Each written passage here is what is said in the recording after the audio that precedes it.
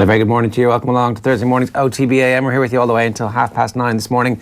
Special treat for you. We've got Calvin Troy joining us a little bit later on, the first American inducted into the Irish Basketball Hall of Fame and one of the stalwarts of the league when they were literally hanging from the rafters, as per the name of Kieran Shannon's book. So we're really looking forward to that. That's part of our shot clock today. Owen also here, as ever, this morning. How are you? Good. How are you? Very well, yeah. What's going on? Not much. Well, what do you mean not much? It's one of the most dramatic nights in... No, it's not. In what? In the last week? No, it's not. In the last 2 days? In the last 2 days, yes, it is. We've got to suddenly confine any bit of drama down to very short parameters because we've seen it all over the last couple of weeks. Unless it's an all-time great game, we suddenly don't get our heart rate going. It was brilliant. The playoffs are brilliant. They always are. They've been especially good this year. Good Irish interest and an Irishman in the shape of, say, Conor Hourhan or Richard Keogh, somebody we've been waiting, in both cases, to come to the top tier for quite some time, are going to get to the Premier League. I love me a bit of Richard Keogh. Everybody knows I'm on the record. I love me a bit of Richard Keogh, but it's more important for Irish football that Conor Hourhan gets to play week in, week out in a central midfield role for Aston Villa, which he will get to do. I'm just saying, for the good of Irish football, Derby should take one for the team. That's all I'm saying. Yeah, no, you're right. Conor Hourhan, we need a midfielder. We need somebody who's playing week in, week out and actually playing nice football week in, week out in the Premier League. It would certainly fill us with a lot more confidence, and this inferiority complex we've got around Irish football at the moment might actually be chipped away at. But, you know, Richard Keogh, stepping in, he does that better than anybody else. Takes the ball and he's still going. He's gone past the halfway line. Yeah. He's in the opposition box. He set up the winner last night, and I thought he was excellent. He has been brilliant for quite some time. This is no secret. He's not one of these players who's like, God, good championship season. All of a sudden he's in the Premier League. Like you talk about, like in comparison to Matt Doherty, like Matt Doherty's rise to the top tier was relatively meteoric. But Richard Keogh, he's been lingering there in the championship for quite some time. We know the talents that he has. You would not be surprised basically if a Premier League club woke up one day and opened a checkbook for Richard Keogh, but turns out that may not be necessary. Yeah. So what were the scenes like afterwards? Well, the scenes were, as you can imagine, incredible, almost as if they had got promoted. That's not a dig at Derby because Villa were fairly jubilant the previous night. There was no champagne or anything, was there? Oh wait, there was, in the dressing room, and Frank Lampard himself singing the song that was written about him because he was a little bit pissed off about Spygate.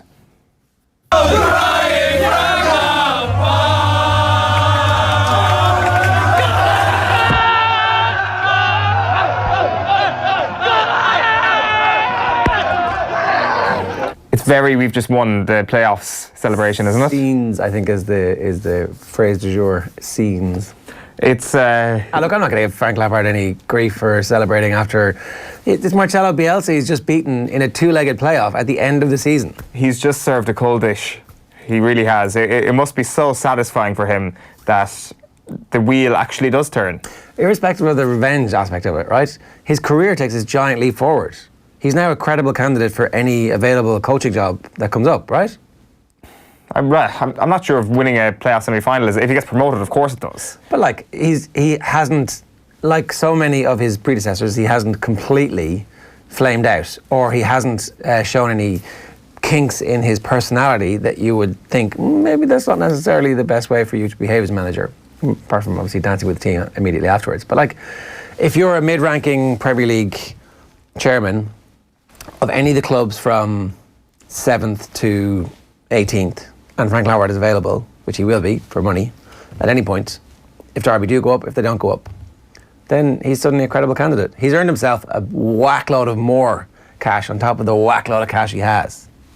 He definitely has, as a result of what he's done this season. Like at the start of the year, you just don't know how Frank Lampard is going to perform as a manager of a team in one of the most precarious divisions in world football. Yeah. And he's done really, really well. I just think... Reaching the playoff final is success. It is, don't get me wrong, but I don't think it's as much of a leap up from the success of reaching the playoffs in the first place. You'll be judged on your really long championship season. He's done really well there. Now, if he actually goes and gets them promoted... I actually do think that beating Marcelo Bielsa in a two-legged playoff is the type of thing that football around the world will go, oh, that was Because they were supposed to get through because he's Marcelo Bielsa and he's like the architect of modern football. So, I don't know. If you're a Premier League chairman at the moment, are you going for Bielsa or are you going for Lampard? If they're the only two candidates on your shortlist. Are you going for Bielsa if you're a Premier League chairman, or are you going for Frank Lampard? What was it that Keith Andrews was saying, that Bielsa's style just isn't conducive to surviving in a 46-game season, plus playoff games, plus cup? 38-game season is perfect. Well, it might be. It absolutely might be. And it might be for the better players that he would have. I mean, that was Keith's point, was like, that group of players, there's no way they're going to be able to manage to work this whole season. And he was right. Yeah. But, yeah. So I don't know. I just think that I think that if you are the Premier League chairman, you want nice boy Frank Lampard, privately educated, 25 goals a season for about 10 years in a row, has like massive contacts in the game, and is English. You want that for your club because he's the face of your franchise. Yeah, for sure. That's what they're thinking. Whereas Bielsa, like, he looks like a school teacher.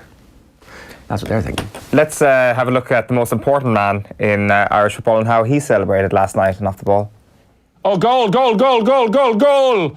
Goal for Derby. Frank Lampard's trying to calm everybody down. There's been a goal for Derby and there's only 5 minutes left. They lead 4-2 on the night, 4-3 on aggregate. Wilson, was it? He scored it? And he's certainly part of the celebrations. He stepped away. It's not, we'll tell you about Marriott. Jackman. What a substitution that was, wasn't it? Bringing Marriott on 2 before goals. half time. Wow, what a turnaround. The Leeds fans look absolutely They were singing that song, you know the one, is it Stop Crying Your Heart, it's to the tune of Stop Crying Your Heart Out. We beat you at home, we beat you away. Sing it, Kev. God, I can't remember, is it? We beat you at home, we beat you away. Frank, whatever it is, something to do with Frank Lampard. Anyway, I can't remember how it goes from there. But anyway, Frank Lampard, that's the song. They were singing that all the way through the first half. Frank Lampard, Stop Crying Your Heart Out. I think that's how it is. Anyway, so there you go. And now it looks like Derby have had an amazing turnaround. What is a class game, though? This is an absolute class game. What Oasis song was he butchering? Stop Crying Your Heart Out. That's what it's called? Yeah. That's the later Oasis after I tuned out, because I was like, do they have a song called Stop Crying Your Heart Out? And it's one of their most famous songs. And it's like the... it's the one that Frank Lampard was singing. Shall we play Frank Lampard again? Yeah, I mean, Frank Lampard probably does a better job of it, does he? Yeah, let's have a listen to Frank Lampard.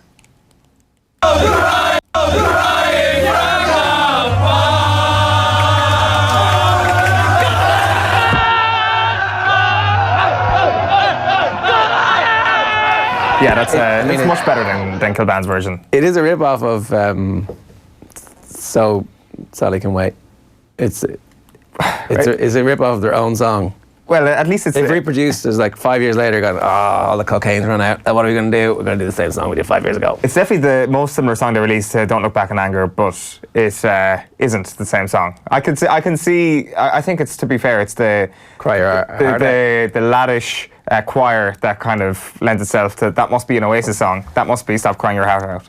And it was I mean, Oasis did rip off their own song. Is that what happened? Well, you seem to think so. I can see why you think that. They don't sound dissimilar. They obviously, when they wrote Stop Crying Your Heart Out, they obviously thought of Don't Look Back in Anger, and they thought, that worked, this can also work. And I think they're both great songs, right? Personally. There's one more thing we wanted to get to before the papers, and there's a fight this weekend between Deontay Wilder and Dominic Breazeale. And fight discourse has got, I think it's fair to say it's got more violence over the last few years across both mixed martial arts and boxing. I'm not quite sure if anybody is on the level of Deontay Wilder, though. He had this to say at the press conference yesterday. Hey, Dominic Breazeale asked for this. I didn't go seek him, he seeked me. So if it comes, it comes. This is a brutal sport. This is not a gentleman's sport. I keep saying this is not a gentleman's sport. We don't ask to hit each other in the face, but we does anyway. And you can ask any doctor around the world, he'll tell you the head is not meant to be hit. Anybody can go. And on this particular time, we have bad blood against each other. This is the only sport where you can kill a man and get paid for it at the same time. It's legal. So why not use my right to do so? So you might be thinking, is that, a one-off from our friend Deontay Wilder there, but just kind of looking back, in March this year, he was on the Breakfast Club podcast and he said, I want a body on my record. I want one. I really do. That's the Bronze Bomber. He want one. When I'm the Bronze Bomber, I don't care. I want that on my record. Maybe 2 mistakes is a slip of the tongue. But then kind of going back a little bit more, before he fought Stavern in their rematch in 2017, he said, This is the funeral right here. It's just no casket yet. The fight right here, I will get a body on my record. I've been wanting one for a long time anyway. And what better opponent to do it with? I want a body and he's going to be the body. He said he's going to kill me and I say I'm going to kill him. So may the best man win in the killing. Not only will there be a knockout this time, but I'm taking him. I'm the Reaper. Just to add, another layer of delight to the heavyweight picture at the moment. If anybody was thinking of getting behind Deontay Wilder in this square of heavyweight fighters we've got at the moment. It's 7:58 this morning. You're listening / watching OTB AM. We're with you on all of our social channels, and if you want to just listen to us as a radio show, you can get onto offtheball.com and click the listen live. Minimises and go about your business as if we are the sports breakfast radio show that you always wanted. Coming up, sports page is Shot Clock, 8:10. Bernard Jackman a little bit later after that. Sports news coming your way at 9:05, and we're going to preview the US PGA, where John Duggan is going to give us his tips ahead of this week's major. Always one of the best performing pieces on our website is when John delivers his tips. And so we're really looking forward to that. And we're going to have a virtual 50 quid and see exactly where we would spend it. Right, so time for the papers. I'm going to start with the Irish Daily Mirror this morning. Jose, Ole's just a puppet. Didn't actually say Ole's a puppet. He said, nice guy managers sometimes become puppets. But, he couldn't possibly be talking about Ole Gunnar Solskjaer, could he? Yes, he is. Lamp's joy as Rams stun Leeds in a semi-thriller. Sarri eyes Italian job and UEFA aid offer is on table. So we'll get to that story in a minute. The Irish Times leads with the golf. Philip Rees is at Bethpage on Long Island. He says, notoriously difficult layout to test mental strength of world's best. If you go up to Bethpage Black, there is like a sign like they have on the very tough ski slopes. As in they say, this is for extremely experienced golfers. But just short of saying this is very, very dangerous. And I don't want to undervalue Augusta any bit, but in comparison to Bethpage, you can get away with a few errors, particularly off the tee box, which, let's face it, Tiger got away with in April. This occasion, if he plays the same way, he's going to be in a bit more trouble, I think. Are they saying that it's going to be an over par winner? Is that? I haven't actually... I'm not actually sure, to be quite honest. We'll get John's taking that later on. Marriott's Premier Inn. Now it's Lamps versus Pal Terry. Yeah, it's the old Chelsea derby. FAI jobs fear adds to crisis. Don't panic. Euro millions help FAI reassure staff. So it was an interesting 24 hours in FAI Lad yesterday when SIPTU came out with a statement and said that they feared that the organisation was on the brink of insolvency. The FAI immediately came out with a statement rubbishing that.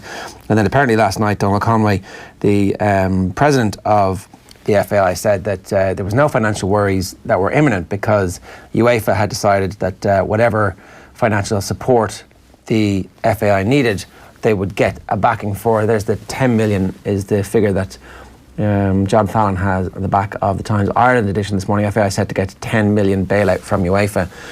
And so UEFA basically said whatever the issues are, we will help you to overcome them. Conway did also finally stick a pin in the notion that the FAI would be debt-free by 2020. He said it'll be 5 years at least before the FAI is debt-free. But whoever comes in, that new broom, that new board and that new chief executive will get the opportunity to decide whether or not that's actually something that they want to progress. Now, maybe having a little bit of debt for a massive sports body isn't that big a deal at all. It's like having a mortgage. It certainly seems that the 2020 comment just has been a bit another disaster on that front in terms of actually being debt-free. Unless they're counting debt-free, including the 10 million euro bailout they're going to get. Just forget that that's not our money. The back page of the Irish Independent is Kennedy's 4-week ban. Dublin selector accepts punishment for bizarre Nolan Park incident. That's Greg Kennedy. Going to miss 2 games as Dublin's Mayor Forna. And Munster talk to Larkham over backs coach vacancy. This is an interesting Irish Independent exclusive. So Stephen Larkham, who of course was involved with the Wallabies until a supposed falling out with Michael Cheika earlier this year. He was axed from the setup, is being linked with one of the vacant roles at Munster. New backs and attack coach ahead of next season is what Cian Tracy's reporting as his role. Excited about that? That'd be quite the high profile appointment, wouldn't it? And we had him on the show last year, during the summer tour to Australia. He seems like he's well clued in, seems like a guy who's highly respected, and maybe it was just a clash of personalities that forced him out of Australia rather than a lack of talent as a coach. Another part of the David Eustafor coaching tree as well. He played for Eustafor when Eustafor was a coach at Queensland Reds at the early part of the noughties. And there was definitely stories that Czech is going after the World Cup no matter what happens, and that Larkham was being lined up to be the next head coach. So part of me thinks that it's a great thing if he does come, but the other part of you would be like, is he coming for a short period, or is he here who's actually somebody who you can put into your coaching ticket now and decide, okay, this is how it's going to be for the next 3 years, so that, you know, the best years of Conor Murray's career are the years that you have a style of play, a philosophy of play that is consistent, because he's never had that, you know. Munster can't really afford another short-term fix at the moment. No. But the whole World Cup looming issue does kind of work two ways, and one of the ways is that this guy's also waiting for the end of the World Cup, and perhaps swoop on in and try and persuade him that staying with Munster for 3 years or even 2, you take him for 2 years, is a good move for his career. Okay, so this is the 8 million is the figure that the Irish Examiner have. UEFA right to FAI's rescue. A figure wasn't put forward by Donald Conway, so obviously there were briefings afterwards about how much UEFA will be willing to support the FAI under the current circumstances. Augusta Encore, can revitalise Tiger build on Masters redemption at Bethpage? Paul McGinley was on the radio last night talking about this, so if you missed that, you can get it on our podcast, offtheball.com/podcasts. And then how Munster players took Joey Carbery to their hearts. So Joey Carbery has been singing a song of love to Munster in his pre-Munster Leinster Pro 14 semi-final press conference. He said he's going to feel a little bit emotional going back to the RDS. Gone back to the Aviva before, but the RDS is just a little bit closer to home with a play there, obviously much more for Leinster. Back page of the Times Ireland edition goes with FAI set to get €10 million bailout from UEFA. You've got celebratory Frank Lampard there as well. He takes Spygate revenge. And Wicklow push for 2-tier championship. So Damien Lawler's reporting that the GAA looks set to hold a special congress this winter with a motion to introduce a 2-tier football championship. And that's going to receive a lot of debate, you'd imagine. Yeah, we'll talk about that on Shot Clock as well, with Kieran Donaghy coming up around a little while. FAI's dig out. UEFA stumps up millions in rescue deal. Phil Quinn has the same story there. The unprecedented arrangement with the European governing body dwarfs the 100,000 loan which former CEO John Delaney, the news of which in March sparked the FAI's current crisis. And Scots rage at all-Irish official list for Ulster semi. Pro 14 chiefs have defended their decision to appoint an all-Irish group of officials for tomorrow's crucial semi-final playoff between Glasgow and Ulster at Scottstown. So the Scots are like, entirely Irish set of referees. What could possibly go wrong? Nothing, obviously. All you do is give out about the fact that they're all Irish, and then they'll be on their best behaviour. Yeah, for They'll sure. be extra harsh. The Racing Post goes with the heat is on. It's Derby D-Day for Too Darn Hot and Frankie Dettori in an unmissable Dante Stakes at York. And the back page, it's a high-profile golfer, Jason Cockrack. Unleash the power. Big hitters to make a flying start in the year's second major.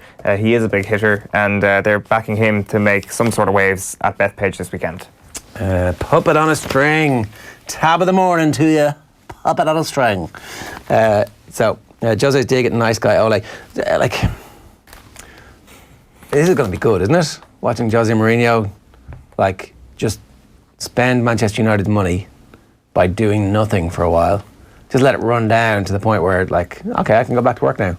Man United have paid me 20 million for not working, but sitting on the sidelines going, well, I wouldn't have done that. Do you think Jose Mourinho's really the best person for this? Ole Gunnar Solskjaer is really the best person for this job? He must enjoy that, right? Smug Jose is one of the best forms of Jose. It's certainly better than miserable, grumpy, old, haggard Jose. Maybe he's just a TV pundit. Maybe he's like this version of Roy Keane. My job now is to be on television, and everybody's like, "What's he going to say?" Unless he just waits 5 years for the current style of play trends to kind of fade into what were kind of Italian trends, more defensive solidity. Once that comes back on vogue, Jose Mourinho can slip back into management and be successful again. The next cycle. Right now is not the time for Jose to go back in. FAI set for 10 million aid from UEFA. Kennedy faces 4-week ban. Ell of a night for Frank. So Frank Lampard at Ellen Road, rubbing it in the faces of Leeds United. Everybody was predicting Leeds just coasting through, but it didn't happen. You got one more? You do? The back page of The Guardian shows a picture of Jack Marriott celebrating his second goal as Derby come from behind to get to the playoff final. But the main story here, Andy Hunter has spoken to Martin Cox, the brother of Sean Cox, because City Team's Battered in the Street song hurts family of Sean Cox. Now, this has been a story that's kind of been circulating, especially on social media over the past couple of days, and Manchester City have said that the claims that the chant mocked Sean Cox or the Hillsborough disaster are entirely without foundation. And Martin Cox does accept that the song is not about his brother, but he admits the song hit a raw nerve and insults everyone affected by football-related violence, including the Manchester City fan Paul Worth, who was left in a coma after being attacked in Germany in February. He says, "I know the song isn't about Sean. I've listened to the lyrics of the song and it is not aimed at Sean, but at what happened in Kiev, where other people were victims of football violence. The song mentions people being battered in the streets. Sean and I were walking down the street that night and he was attacked, and something like this brings back painful memories." And then the final headline for now is UEFA and FIFA will come to FAI's aid in hour of need. So this is the story that, and it's going to be interesting to see the power struggle between Sport Ireland and UEFA. And Sport Ireland aren't that keen on UEFA being centrally involved. UEFA were apparently going to put Noel Mooney in to help stabilise things. Obviously, vastly experienced football administrator who works with UEFA. And apparently there's like a little bit of reluctance. I wonder what that reluctance is. I'm sure that will come out fairly soon. This all has kind of the stench of Angela Merkel coming in to save the country a few years ago, doesn't it? Basically like the kind of handsome mid-European men come in with their fancy suits and Rolex watches to try and save an Irish government body. In this instance, though, you know, there won't be a decade of austerity that results in a homelessness crisis. So it's like okay, I'm not kind of being tongue-in-cheek. I know, yeah, but this one's actually really good. This is like probably going to be better for us. So I'm wondering, like, wouldn't it be better? Or is it the notion that UEFA will not allow us to have the root and branch reform that's required? Is that the issue? I don't know. It's hard to know. It's interesting that they've been so proactive in it, or that their eyebrows have certainly been raised by what's happened over the last 8 weeks or so. Okay. So apparently Jose's Russia Today show is absolutely amazing. So it is good TV. And that's exactly where his future lies. We're going to get on to Shot Clock next. First, though, here's Dan McDonnell was on last night. Here he is in the latest FAI statement. That SIV2 statement obviously was very attention grabbing, and certainly, you know, when you use words like insolvent and you talk about threat to jobs, then naturally that is coming from a mood of fear that does exist on the ground. And while the FBI statement did say, you know, well, these claims are unfold, also in the same statement say that effectively say that their viability is dependent on support from UEFA. So it's good that they have that backing from UEFA and FIFA to get them through a period of crisis, but the fact that they need it would suggest that any fears that exist are fairly genuine, because naturally, you know, you were talking about a football association here, as has been discussed many times in recent weeks, that has a very substantial turnover, that has boasted about its turnover. And the fact that now both England and Saracens are the two games that kind of stick out for Irish rugby and for Ireland and for Leinster, is there was so much pressure put on the particular game plan that both Ireland and Leinster were playing that we didn't have enough of variance and variation to try and get past it. So I'd still go back to England's variation against Ireland, the chips in over the top, the moving of the fullback, the turning people all the time, trying to do something a little bit different. Even though that is, there is a risk involved in all of that. At times, what's really good enough for Ireland or good enough for Leinster is not maybe good enough all the time. And I just think, I won't say we've been found out, but teams have figured out how to put us under a huge amount of pressure. So it was good enough to beat New Zealand in the autumn, but England did a number on us at the start for whatever reason. And in many respects, for me, it felt last Saturday that I thought Leinster played bloody well, but I felt they were under intense and total pressure for 80 minutes. Now, it is a final, and you will expect there to be a lot of pressure, but you would have expected a let-up. There was none.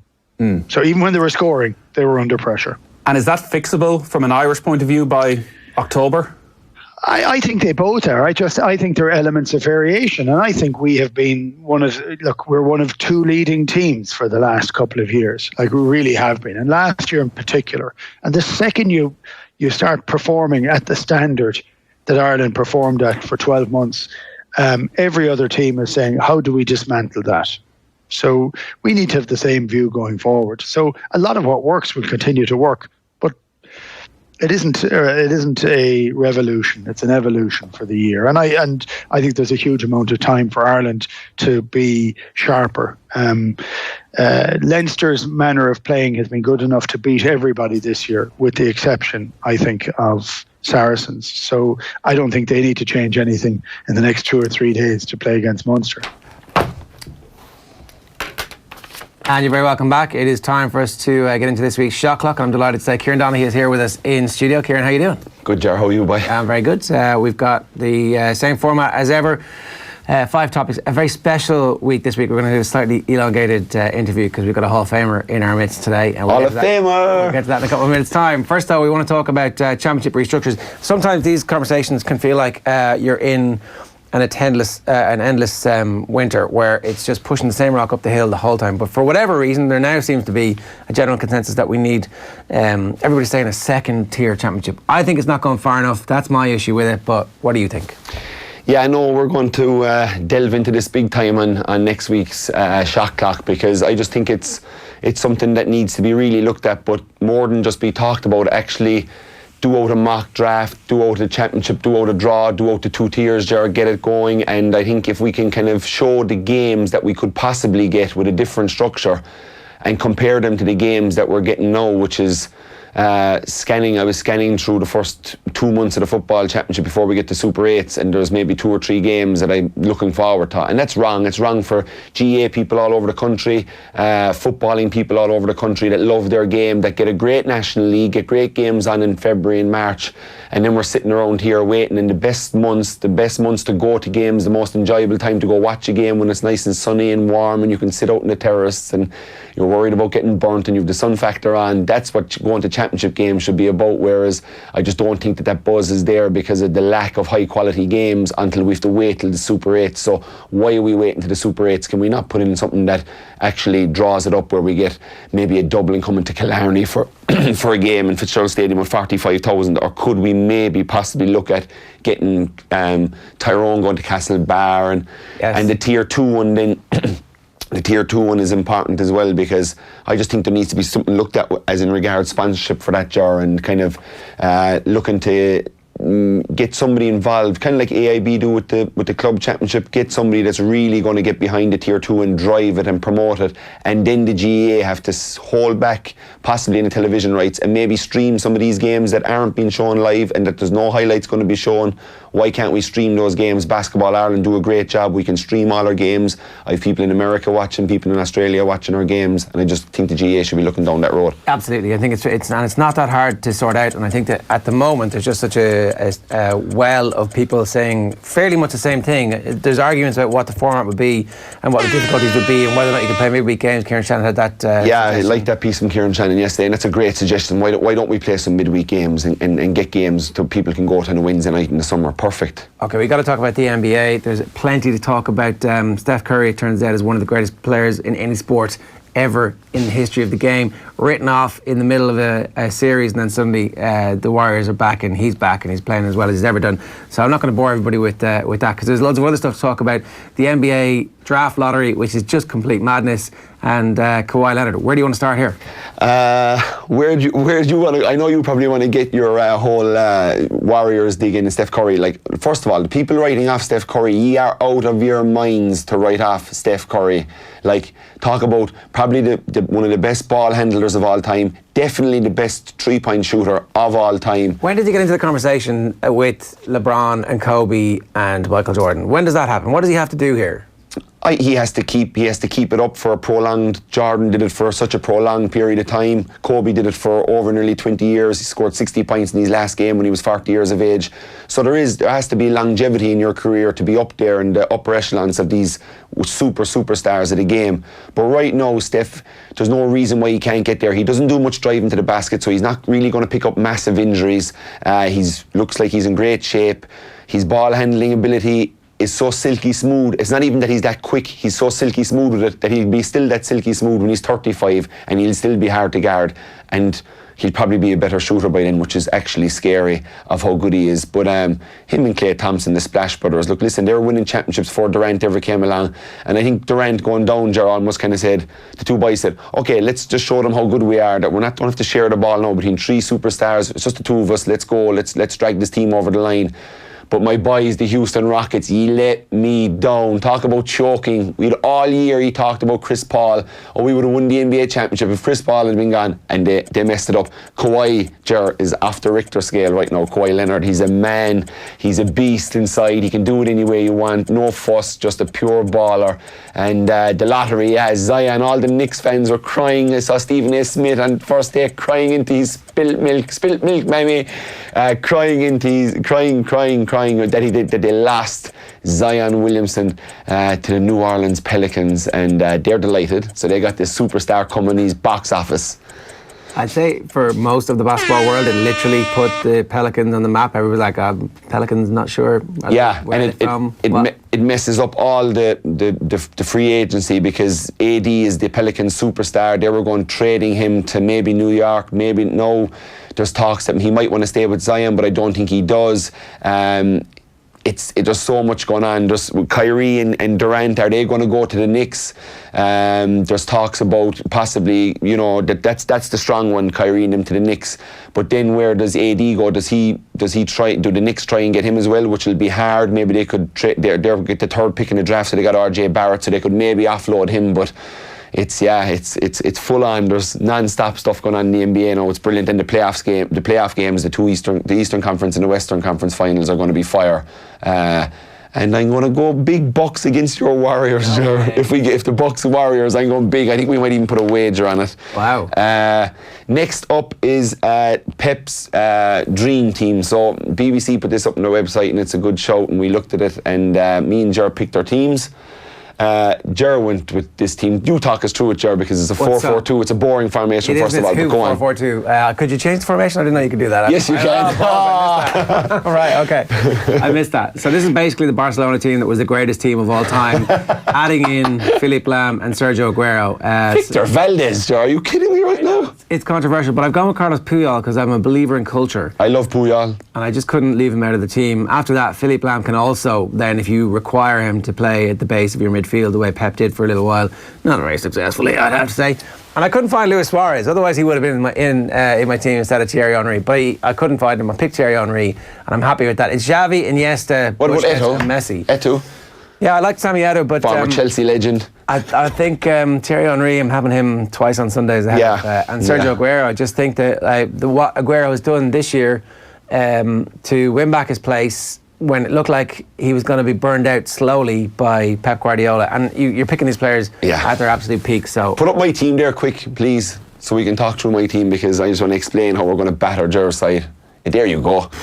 Fancy 3-4-3, right? We got PK, right, who is completely underrated, has been a boss since he's gone to Barcelona. A company who's just a rock there for Pep's Man City, massive career, and he'd probably move on to the end of the season. It's a good team. And then Puyol, who's a man. Bernardo Silva raiding down the right. Fabregas kind of holding, kind of just maybe as a defensive midfielder, but I don't think he'll have to do that much work, because the other team we're playing, your team, Ger, won't have the ball. We've got Iniesta playing behind the front three, and then you've got my former Chelsea boy Robin raiding down the left wing, absolutely terrorising. Who did you have out there? Dani Alves.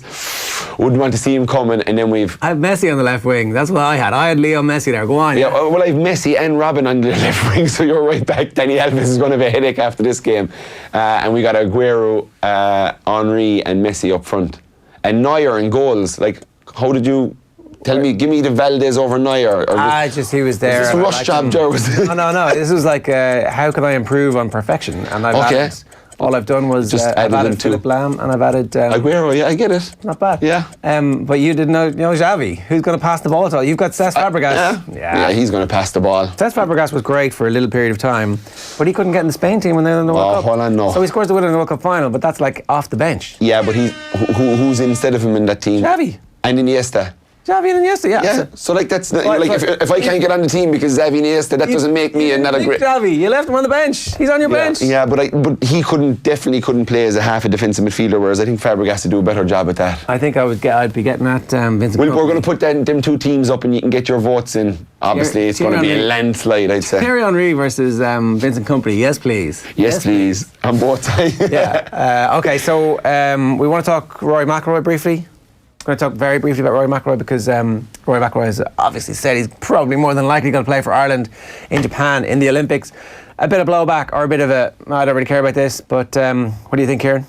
I think it's a great. I'm delighted. I know there'll be people out there that have issues because he didn't play and it was the Zika virus in 2016, or was he just didn't want to represent Ireland? Whatever it was, he's representing Ireland now. He's going to be in the Olympics in Tokyo. I'm going to be sitting there hoping to God he wins a gold medal for Ireland. Yeah, like, you know, I watched Brian O'Driscoll's documentary that time, and I lived in the north, and I know there's huge clashes between what's going on up there. But some of it actually, when I was watching that, it kind of struck me as, you know, we've got we cheer on the Irish rugby team. You know, Rory Best is our captain. We cheer on Bundy Aki, who's Irish, yes, but he comes from another land. We see him as Irish now. And then I just have a problem with people that can't see McIlroy for that reason. Of course, he's from Northern Ireland originally, but I just think, Gerard, it's great for Ireland to have a gold medal chance in the Olympics. Yeah, what's the problem? Yeah, I don't have any problem with it. I think that professional sports people make decisions that are based around their careers, and they've got to do that. And sometimes we wish that it was purely based on emotion and that it had no financial or anything else. But I do think that there's a lot of other things feeding into this as well. And I think that Rory McIlroy coming back to play for Ireland is a really good thing. And it's like, let's move forward and embrace this thing. Yeah, absolutely. Like, you know, I'm sure that decision that he's made, he'll get a bit of stick, you know, from his side as well, but it was going to come from either side, whatever decision he made. So, you know, I think he's not just making that decision for himself or financially. He also has to think about his family, his cousins that might get a bit of it in the ear from people over him selecting to play with, whether he's played with Great Britain or Ireland. So there's a lot going on there in that decision, and it wasn't an easy one. He kind of walked away from it the last time, but he does say stuff at times that, you know, you'd kind of wish he just held back on, even kind of he kind of had a small bit of a jibe at the Olympics about that I won't be watching golf at the Olympics, whereas... Then he did watch it, was the thing. Of course he did. That was it. Sure, we all watched it late on. Exactly. And it's a gold medal up for grabs against golfers that we watch every week. Of course you want to see who wins the gold. He ended up with him. And let's hope Rory wins it next year, or wins it in Tokyo. Justin Rose as well. Right, so quick predictions for this weekend. Is Rory McIlroy going to win is he going to win Bethpage? Is this a major for Rory McIlroy, or is it not? Well, I kind of went big on him in the Masters, and when you go big, I went big on him Rose and Tiger. But yeah, it's hard to back him again after that. So I'm going with Brooks Koepka, and I'm going with each way. I'm going with Tony Finau. I just think they're both big hitters. Both can play the game, both playing well. And a course that you have to be long and straight on to have a chance, and those two guys are long and straight, so they're my two picks. Yeah, I think you're probably a bit mad going for favourites at a course like this, given the size of the field and given how difficult the course is playing. They were showing pictures of the rough and the balls are completely buried in it, so I haven't a clue what's going to happen, so I'm saying pick two 80-1 shots. I like the Tommy Fleetwood. I think he's playing good golf at the minute. Call. So as an outsider, and I know John Duggan's coming up with some properly thought out tips on the golf in about 15 minutes time, so Great. Stay tuned for that. Yeah, we'll stay tuned for that. The Gaelic football this weekend, not the most amazing weekend of Gaelic football action that we've ever had. We'll fix that for you on next week's Shot Clock, but how is Cavan Monaghan going to go? Cavan 2-point underdogs in this one. Yeah, I'm going to go with Cavan. They're at Breffni Park. They'll be a small bit of a bogey team for Monaghan, even though Monaghan always beat them. But it's been pretty close. I can't believe Cavan have only won one Ulster Championship game. I'm covering the game for Sky Sports the weekend, so I was doing a bit of research. They've won one Ulster Championship in 50 years, which is mad for a footballing county like Cavan. So they have a chance here. They're at home against Monaghan, who are without the Hughes brothers. They're without Niall Kearns in midfield. So it's just a game that they really have to turn up and go after this Monaghan team, who had a big win against Dublin in the league and flattered to deceive after that. But a lot of that, for me, they're an older team, so I think they're minding a lot of the older guys, bringing them back in gently and could be almost primed for this game. So, but look, that's behind closed doors, so we don't know what's gone on for the last 6 weeks. But I'm going to go slightly with Cavan, the home. It's like a Kerry-Cork game. There's a big rivalry there, so I'm just going to go with that home pitch advantage. Do you not rate this Monaghan team? Oh no, I do. I always have. But I just think they've disappointed at the times where you really want them to push on. So from Anna last year. Yeah, and there was just there's been times where they've had really good teams, and you think they're going to win a big game, and they don't. So, but I'll just give Cavan the slight edge in this one. It's going to be close. It's going to be your typical local derby, but one I'm looking forward to seeing anyway. Yeah, as I said, the spread is 2 points here. I would not put any money on the spread either way. I think that Monaghan are going to win, and I think they're going to squeak it out. I just feel like there's a lot of disrespect at the minute for Monaghan. Yesterday, Dave McIntyre was in here going, I think I can see there's a lot of excitement around Cavan football at the moment. It's 2 Division 1 teams. It's not really. It's a well-established Division 1 team versus the team who went up and came back down. And they're different things. And like Monaghan are and have been a team who have been thereabouts at All-Ireland quarter-final, All-Ireland semi-final level for a decade. Cavan are Johnny-come-latelys in that form. And so prove me wrong, Cavan, is how I would have to say that one. They're the picks. I like it. Right, let's move on because we've got a very special chat on the way. Here is Basketball Ireland's tribute to the legend that is Kelvin Troy ahead of his induction into the Irish Basketball Hall of Fame. He was possibly the most charismatic player I've seen play in the Irish League. Whatever way it went, you were going to get a show. You were going to see him most likely dominate, be aggressive. We used to go an hour and a half before games, not just to get in, but to see his warm-ups. Just his massive chest, the aura of the guy, taking up almost the width of the court, doing defensive slides in the warm-up, just his sheer intensity that he brought. I would say he's probably the best defensive player ever to play in the country. On his home court, he owned it, particularly his time in Leicester. It was Kelvin's court. A brilliant scorer, rebounder, could drive to the basket, could step outside and hit the mid-range shot. An absolute leader for his team. He wanted the ball and an absolute crowd pleaser. When people in particularly Dublin think of that era, it's Kelvin Troy on a Saturday night. In the Cup semi-final, they beat Blue Demons, who were league leaders at the time, and obviously a top team. And he was outstanding in that campaign. Mario got fouled out just before it went into overtime. Kelvin was obviously the one American on the court, and how he inspired his team in overtime to win that game, to obviously get to the final. It was a bit like when Shaq famously got fouled out against Indiana, and Kobe said, "I've got it from here." It was like Kelvin was, "I've got it from here." Yeah, high praise from Kieran Shannon for the legend that is Kelvin Troy, who's with us in studio. Kelvin, good morning to you. How are you? Good morning, G. I'm fine, thank you. Yeah, Kieran, we wanted to do this because we've got to pay proper testimony to an absolute legend of Irish basketball. Yeah, unfortunately didn't get to see him play, but just he's got the most infectious personality you're ever going to come across. I can imagine playing with him would have been a real joy, and playing against him would have been a nightmare because he'd really pointy elbows and he knew how to use them. He was an icon in the game over here, and that's just on the court. But then off the court, what he did, for the game, getting to the games, kind of encouraging youngsters to play, doing all this stuff away from the court, just being a super ambassador for basketball in Ireland at a time where it wasn't super popular like it is now, and the NBA wasn't super popular. These guys drove the game when they came over here. They just didn't come over and play basketball. They really involved themselves in the community and really felt the love from the people outside the community and gave it back twofold, and I think Kelvin did that everywhere he went. When you came over, did you think it was for good? When you arrived in Ireland, did you think, right, that's it, I'm going to stay here now? Yes, I did, because I said to myself that once I got an opportunity to leave America, I wasn't going back home. I mean, it took my mother 2 months to hear from me, and she had to call the guarder from the embassy to come and find me. So like 2 months later, I get this knock on the door, and I was afraid because, I'm a law-abiding citizen, and this guy's knocking on my door, the guard is knocking on the door, and I'm thinking I'm in trouble, and he's saying to me that your mother's looking for you. So I said to him, well, I'll ring her, I had then met my wife, so I was quite comfortable.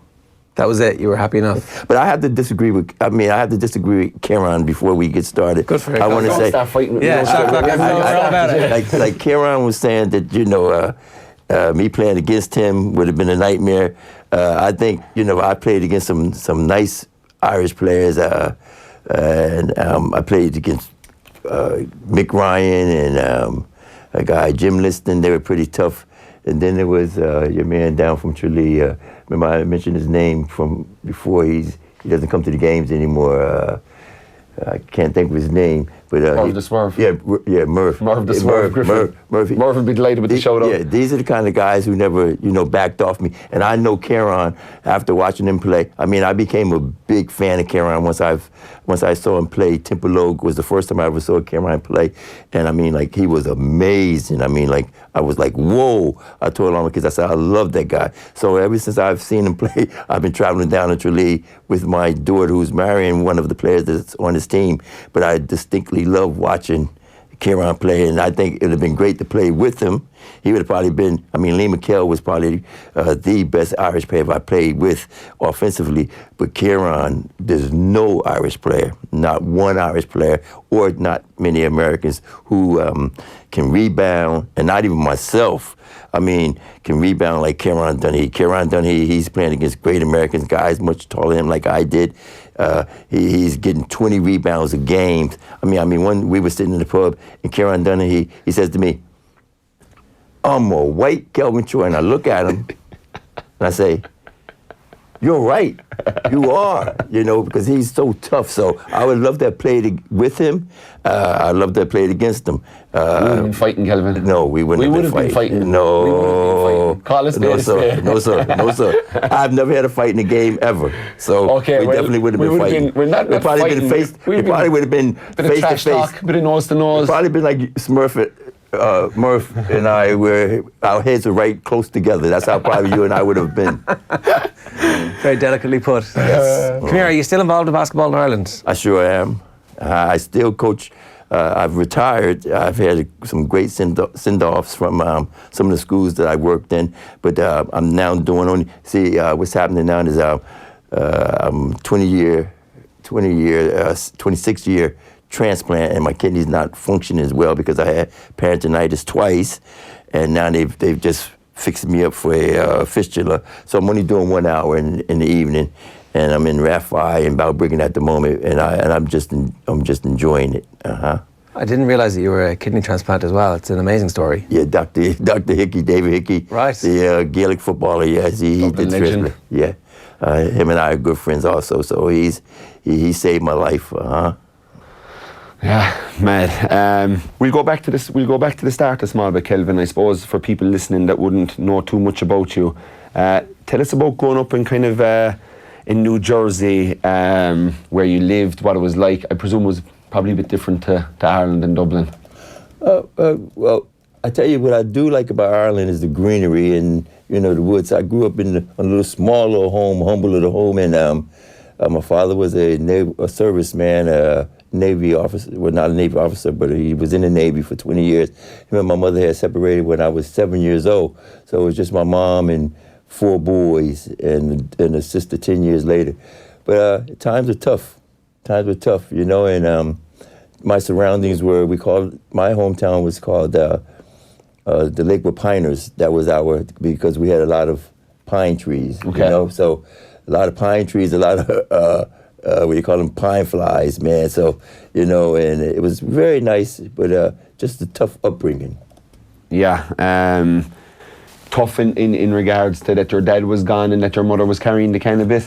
Yeah, and the thing about it was, my dad and my mom, they never discussed things. I've seen things, but, my mom had the opportunity to take advantage of all the benefits of a retired Navy person, and yes, she never did. And I've often wondered, as I got older, how come she didn't, and how come she was so stubborn not to, for us to struggle the way that we did. And she could have just gone to the base and got all the things at discounts and clothes, and she didn't want anything from my father, and my father was there, trying to give to her, and she wouldn't take. So, we were the ones that had to suffer the brunt of it. Yeah. And do you feel bitter about that now in retrospect? I do. Yeah. I do. Like, my kids hear it all the time,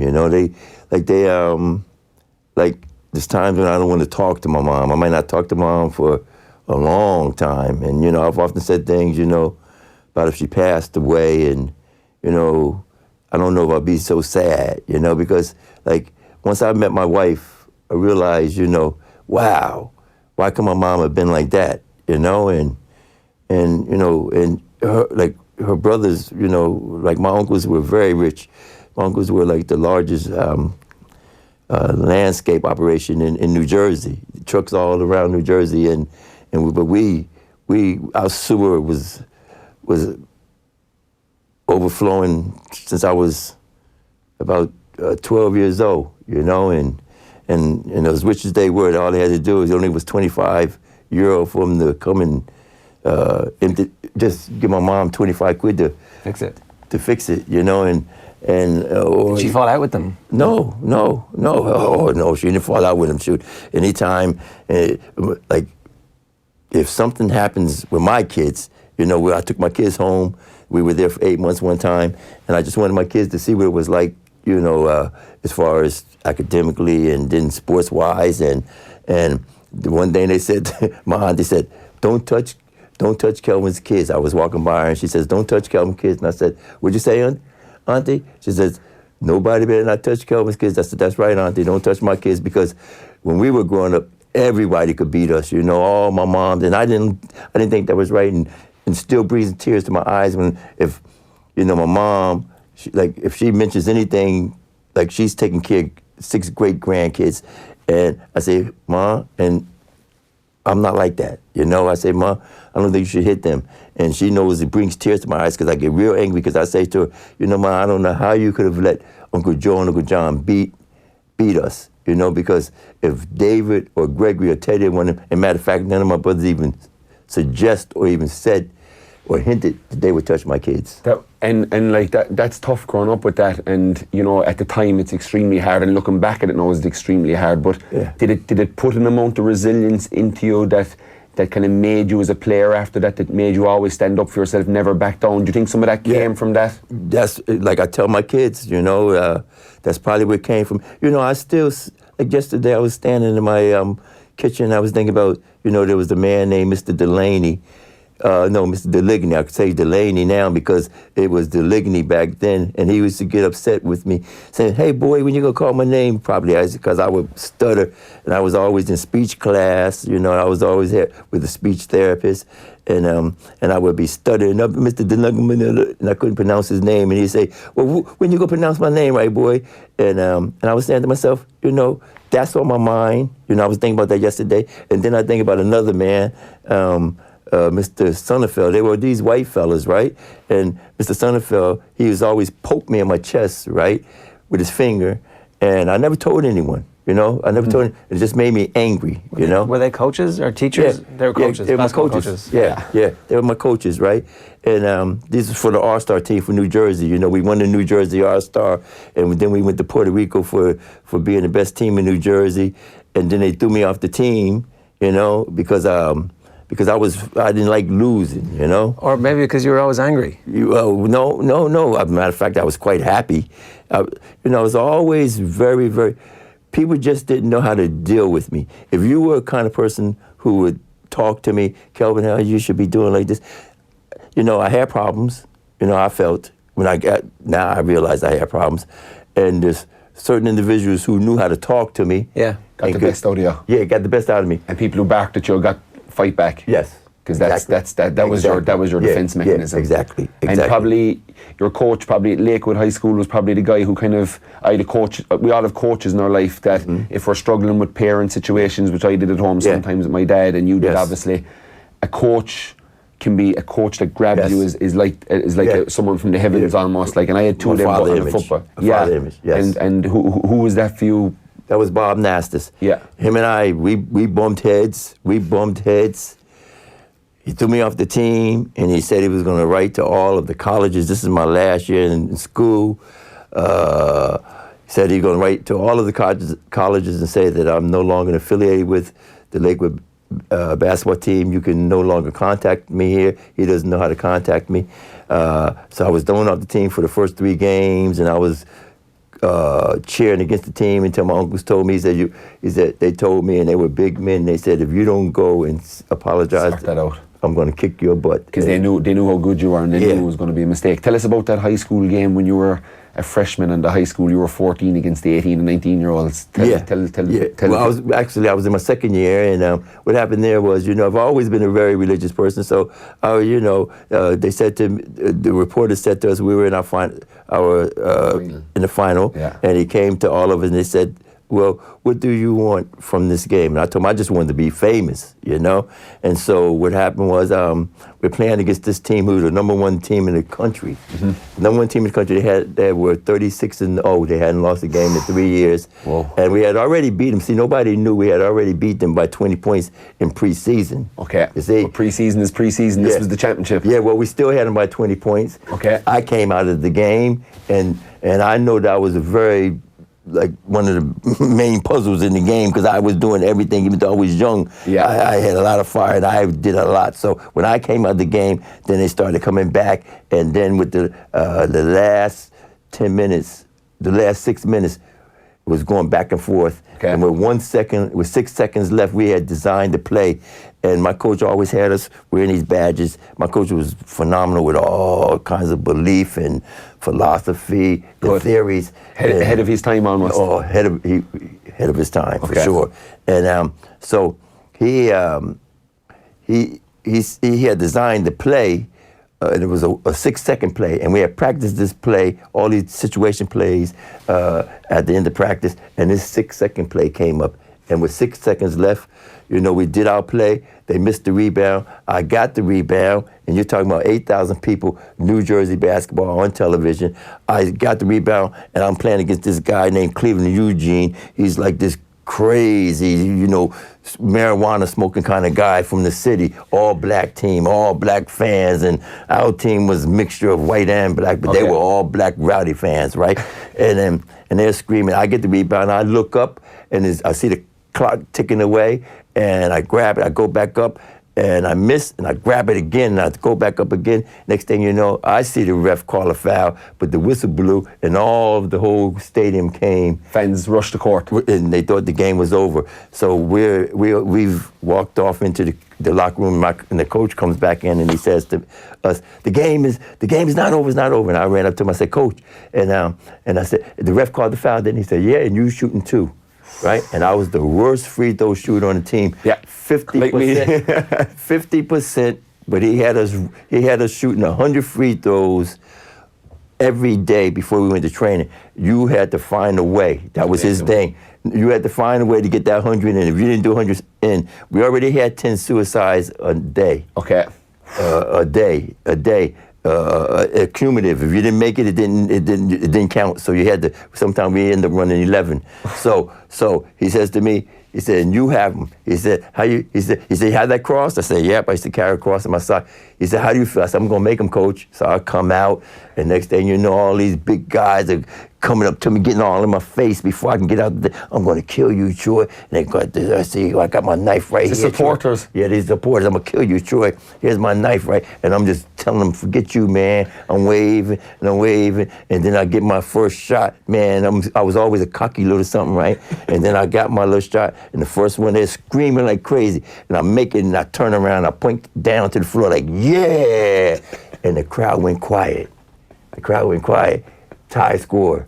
One more shot. Hero shot. One more made shot. the tough one. You get the hero one now. One more shot. Bam. Win the game. Yeah. Win the championship. Yeah. That's a nice start to your high school career. Yeah, but he was big on you. He was big on Coach Bob was big for you. Like, even though you had the falling out, but you were the type of fella, from what I'm getting, that you were easy to fall out with because of stuff that was going on at home. Yeah. College ball took you to Rutgers, which is obviously a famous college. Yes. You were on the cover of Sports Illustrated, which is the biggest basketball magazine in the world. This guy was on the cover of it. When you were in college? Yeah.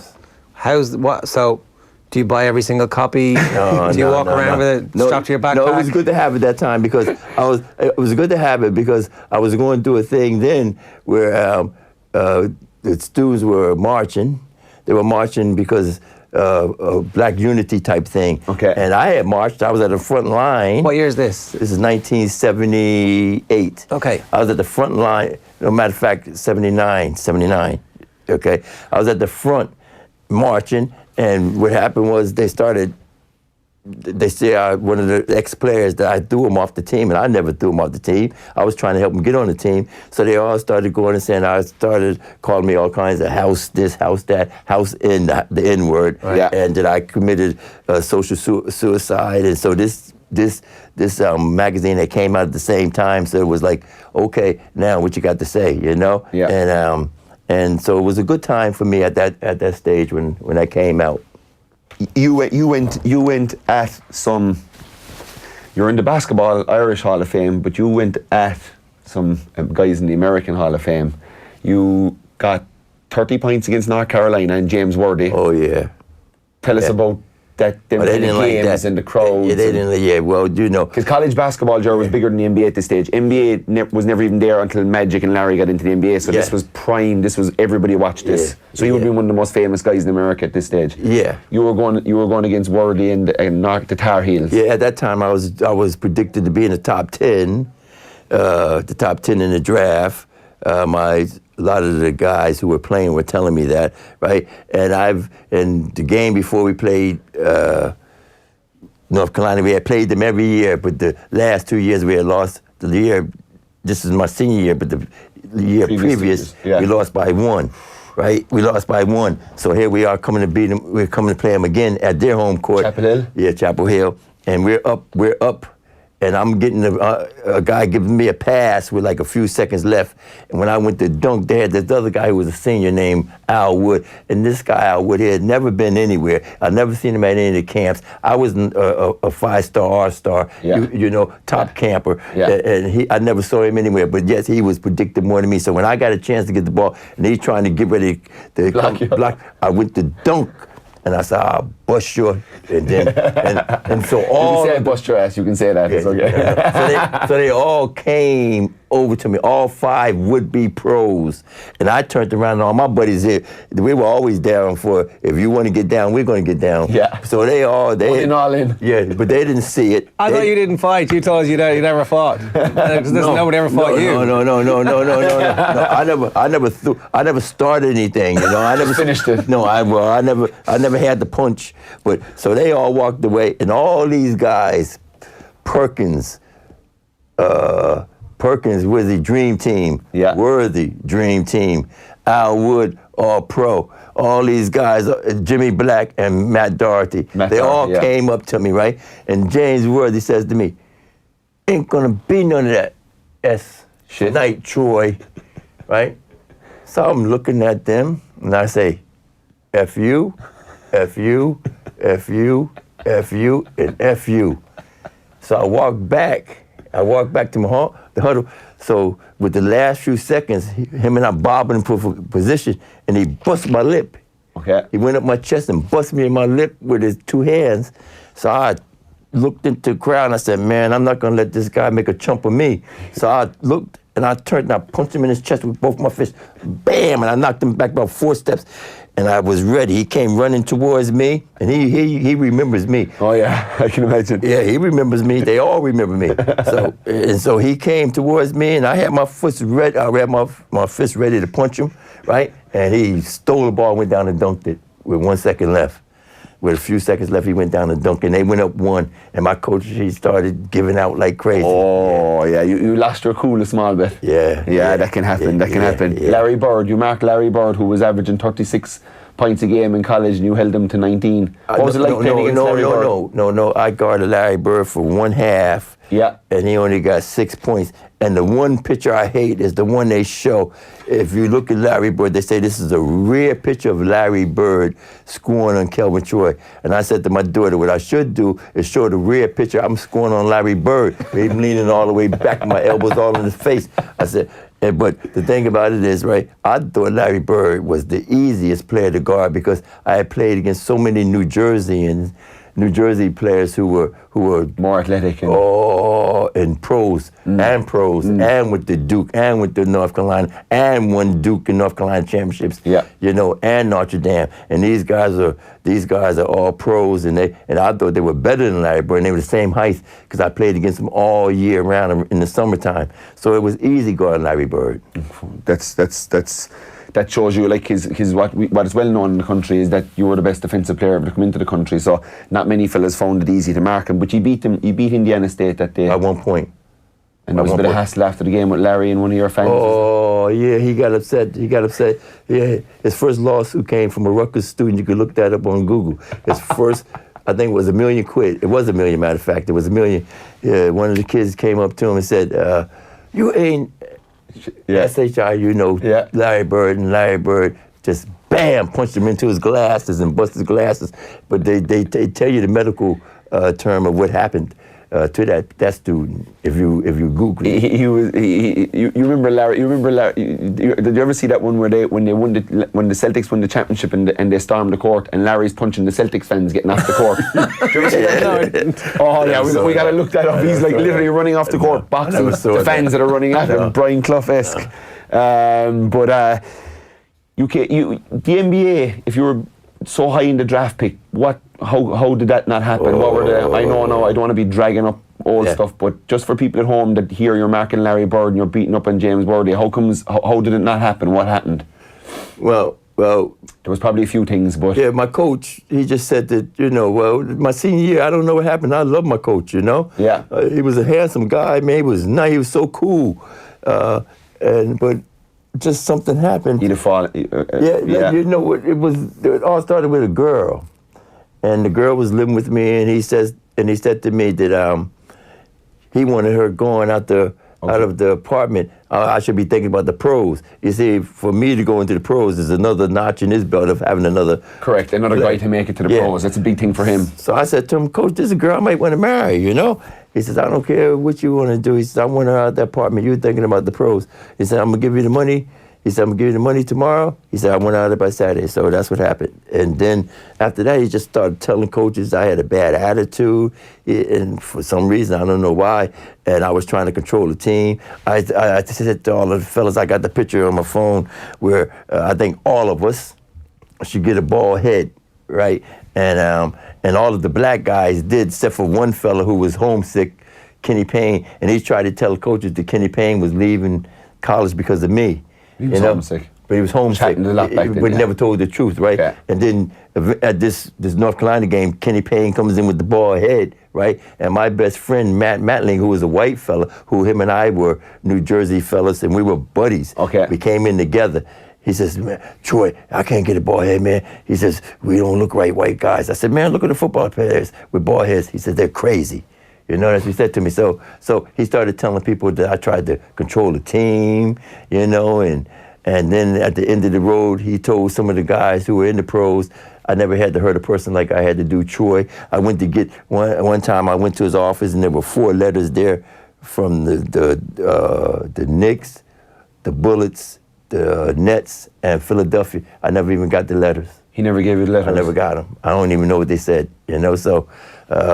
and then I received a letter later on after I decided to go to camp, the Milwaukee camp. I got a letter from a Spanish team saying they'd pay me $45,000, and that was late, and I wouldn't have taken it anyway. I went to trial for the Milwaukee. Then when I got to Milwaukee, I did so well. I was just the 5th round, 100th pick out of being what when you should have been top 10. Yeah, I should have been top 10 easily, I was an honorable mention All-American, and best defensive player in college basketball. Yeah, and then I go to Milwaukee and I clean house, and the guy, Don Nelson, he came to me and I was waiting to see what he'd do, looking out the corner of my eyes, and he came over to me and he said, Troy, I want you to stay and familiarize yourself with the team.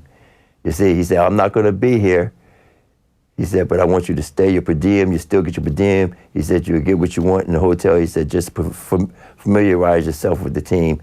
And I was thinking about some girl. And I said, well, if you're not going to be here, Mr. Nelson, I prefer to go home and come back. He said, okay. When I went home, when I came back, it was a 2-week interim. Break. Yeah, and so when I came back, 3 weeks later, he cut me, But that wasn't the reason. I was, at that particular time, I was going to do a thing with God, so I was never going to make it, Yeah, your head wasn't in the right Yeah. So I was cursing God, telling God, I don't care. I'm my own God. I don't need God. Okay. Why did you do that? What had driven you to that point? I had taken a theology course. Right. I had taken a theology course. Out of all those years, I believed in God and always was a God-fearing person. I took one course, and that course just changed my whole thinking. And I started saying, F God, I'm my own God. I don't need God. And next thing you know, bam. But it wasn't meant to be right here. Right here is where it's meant to be. And you came here and you had clearly an unbelievable career and time and a gorgeous wife and a great number of kids. A lot of them went on and played for Ireland in basketball. As we said, Mimi and Paul Dick are getting married out in Greece in a few weeks. We're looking forward to. And so the Hall of Fame, the Irish Basketball Hall of Fame must mean quite a bit to you then. Yeah, it means, I tell you, Ger, it means so much to me because out of all of everything, all I ever wanted to do was be accepted by the Irish. I love Ireland so much. From day one, I said to my wife, I used to see all the Irishmen, the Irish people remind me of Southern, like my granddad. My granddad always had money in his pocket, and he was only just like a landscape guy, go cut people's yard, but he always had money in his pocket, 40 or 50 quid. And then I used to see the Irish fellas, man, and they'd go in their wallet and they'd have we had a $20, a 20 euro, a 20 pound note. They had some money, and they'd be having a little money. I said, man, these Irish people, man, they know how to save their money. They always have money. I said, they make a lot out of 5 quid. They buy, for 5 quid, they get a can of beans, a pound of mince, and some potatoes. I said, man, they do all right. I learned a lot from the Irish, man, and I said to myself, I want to be Irish, man. I want to be like them. And I said to my wife, this is a blessed society. They don't even know it. And then the prophet of our church, who came some years before me, he said that Ireland is a blessed land. And I said to my wife, I told you, honey. I said, I told you, the Irish don't realize how blessed they are, So when I was accepted into the Irish Hall of Fame, I started crying, man. And it brought tears to my eyes because my wife, who would know how much she passed away, because she would know how much it means to me, wasn't there to enjoy that moment with me, because it was just so great, man, so great, I couldn't believe it, and to be the first, exceptional, Well, thanks so much for sharing your story with us. We feel pretty blessed by having you in today. Thank you, Ger, very much. Thanks for coming into Shot Clock. You're the man. Appreciate it. Thank you. We're going to talk rugby next with Bernard Jackman in just a minute. Here's Keith Wood's views on why a loss this weekend will be even more devastating than last weekend. I still see a bruised team, but also a proud team in Leinster who won't want to have weekend followed by another weekend of defeat. And I read it somewhere that it would be just very disappointing for Munster to lose another semi-final, but it would be almost a disaster for Leinster because they are at a place where they're winning silverware a lot. Munster are still on a journey to try and get back up to that point in time. So I'm not sure. I think I'm looking forward to it. I'm hoping to see Earls and Joey Carberry back, because Carberry, I can't say in particular because Earls sets the place alight every time he plays. Yeah. But Munster look more confident and more able, I think, when Carberry plays 10. Right, that is Keith Wood giving us his thoughts on why a defeat this week for Leinster will be more damaging than the defeat last weekend. Bernard Jackman is with us this morning. It's a fair point, really, that for Leinster for this season, Bernard, to end with nothing would be a bit of a disaster, whereas for Munster, given everything that's gone on there, victory this weekend would be an absolutely sensational and brilliant thing, and you can kind of see that one team might be able to play free of fear and the other team might feel a little bit inhibited this weekend. Yeah, absolutely. I think it's going to be fascinating to see how Munster perform, given, the departure of Felix and Jerry. Will they go deep into the well and pull out one of those, I suppose, performances full of emotion and passion that they're famous for? That probably we've seen less and less over the last 2 or 3 years. They become more processed, more structured. But I also think Munster, when their backs against the wall, when they've got a real chip on their shoulder, that's been when they've been very good, and we saw it in December in Thomond Park when they beat Leinster. I had a look at that game last night, just picking out some clips on it, and they matched Leinster, maybe outdid Leinster in terms of aggression and physicality, and Leinster's discipline went, but also tactically they were very smart. They attacked the breakdown at the right time. They had a couple of strike plays that caught Leinster on the hop. They were brave. Keith Earls got an intercept try, which is reminiscent of what Driscoll in that 09 game. But that's been brave in defence as well, and taking a risk. And they kicked well and they kicked often. I think that's going to be interesting. I think if you try what Leinster did against Saracens was they tried to, I suppose, outrun Saracens and keep ball in hand, and Saracens' defence was too strong. And likewise, I don't think Munster's attack is good enough to outplay Leinster's defence. So I think they need to be very, very smart in how they vary their play and try and find space in behind. And they did it very well in Thomond Park. It's five months since then, but if they can bring a real level of intensity, Leinster are under massive pressure. They're going to be sore, hurting. I think physically that game against Saracens took a lot out of it. Munster have had 2 weeks to prep.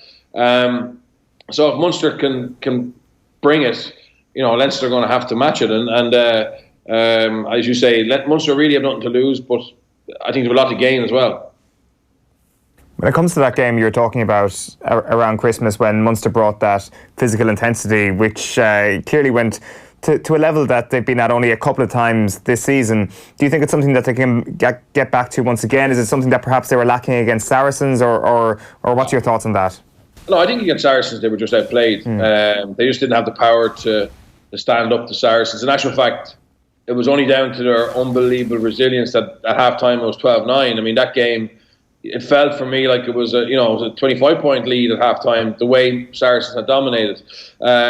So it wasn't that caused them. But I think it'll be interesting to see if the team, and particularly Peter Mahoney and Keith Earls, those guys have been there in the past and know what Munster dressing room looks like in a week of a game where they're going to bring in something special. I think there's a lot of loyalty and respect for what Jerry and Felix have given Munster. And that's why I think potentially they will get that balance right and I suppose pull a rabbit out of a hat, really, because I don't think their attack is good enough to win this game against Leinster on a normal day, but they got to make it an unnormal day in terms of being able to, I suppose, dig a little bit deeper than they normally do. Sorry, Ger, is that down to the personnel that they have on the pitch, or is there something tangible there that the new attack coach, when they come in at the end of the season, can actually work with the resources that are already there and make that attack better?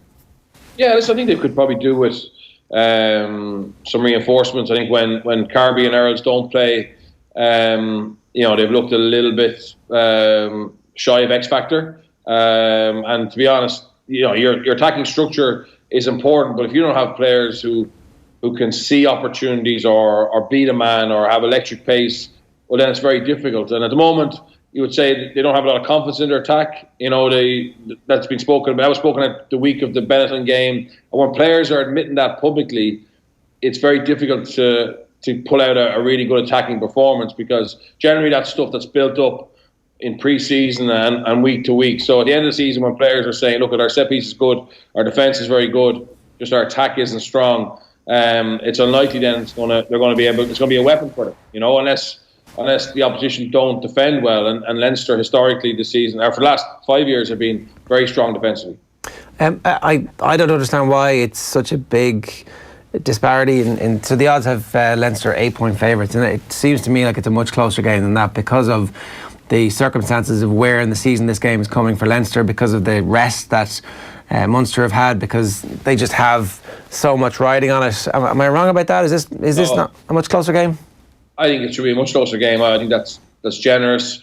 That's probably based on how dominant Leinster were in the league stages. They had the League One with 5 games to go, but I mean that's probably more testament to Leinster's strength and depth than how much better their first team are than Munster's first team on a given day. That's Leinster were able to pick up a lot of points in the Six Nations and November because their squad depth is so good.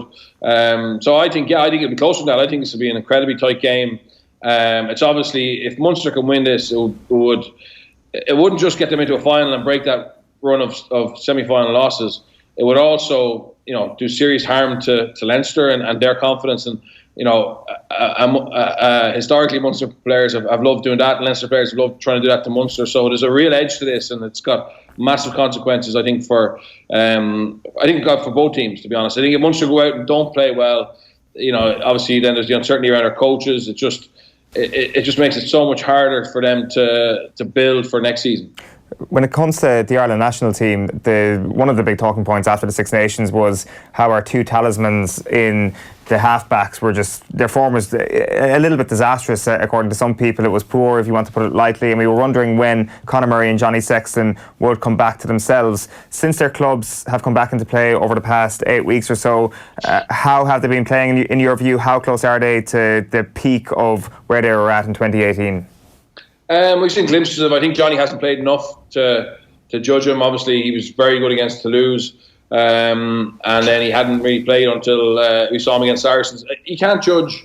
I don't think you can judge Conor Murray or Johnny Sexton too much this season, because unfortunately they've been behind teams, packs who've been beaten up. Not set piece wise, but in general play, they just haven't been getting over the gain line. They haven't been creating light and quick ball, and they're getting absolutely smothered. And I think it'll be interesting this week because, they're very similar teams in terms of power output. And Leinster historically have been able to get win the battle of the breakdown, bar that game against Munster in Thomond. But if Munster get front football, Conor Murray will have a great game, and likewise for Leinster with Johnny Sexton. I wouldn't have worries about their form really. If you were coaching Munster going into this game, Bernard, knowing everything that we know about where the relative strengths of the two teams are, what is the game plan? Can you steal anything from Saracens, or is Saracens a unique situation where they have the big bruisers in defence and the big bruisers in terms of ball carriers, as well as all of the other skill sets that they have, and you can't really just... Yeah, there's no way Munster can copy Saracens. I don't think anyone can. They've been doing what they do for a long time, and they have players who do it incredibly well, who've been, I suppose, hand-selected from across the world and brought through their own academy, in fairness. So, but I think what Munster need to do is look back at that game in Thomond Park, where they kept their discipline, but yet played right on the edge of the laws. They frustrated Leinster. They exposed something we hadn't seen in Leinster for a long time, where they lost their cool a little bit. And as they got set piece dominance to kick to the corner and maul Leinster over, which was a huge psychological blow. When they got penalties on the 40, they kicked their points. And as I said, they had a lot of little smart kicks in behind. And we know Leinster put 13 in the front line. They exposed that space in the backfield, and that's something, whether it's through the 10, kicking off 10, whether it's through kicking off 12 or kicking off Conor. It's not a case of just kicking box kicks. I think there's got to be a variety to their kicks. But if they do that, they won't lose energy. So what you saw on Saturday was Leinster losing energy by carrying the ball, and Saracens getting confidence and momentum. And that's normally how Leinster defend. And teams who try and carry the ball against Leinster, they lose energy and lose confidence. So I think Munster have to kick well and kick often. Who's going to win? I think Leinster will win, but I think it'll be incredibly tight. All right, Bernard, great stuff this morning. Thanks a million for joining us. Bye-bye. Bernard Jackman giving us some thoughts out of the game at the weekend. Here's a very special show that we recorded in Galway yesterday in association with Vodafone. Kieran Marmion, Quinrue and Bundy Aki joined Alan Quinlan, and they told him that Joe Schmidt is already on their cases ahead of the Rugby World Cup.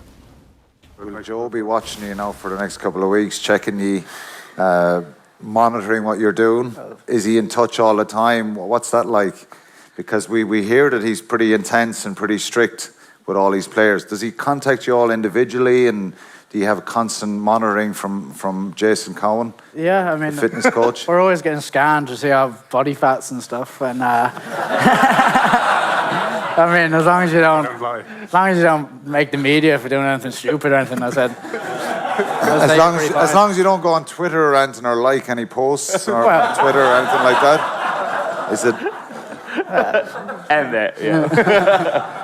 We were just saying that we had scans, was it last week or 2 weeks? Yeah, last week, yeah. And they obviously have like the last results of what we had, and normally this time of year it's not as, well, it should be maintainable of what you've had on your previous one, but I think the lads we're pretty much similar to what they had the last time, but I was the opposite. I went up a bit. Well, I wouldn't say too much, but I went up a bit, and I got a bit of a tick saying, you need to get on that bike.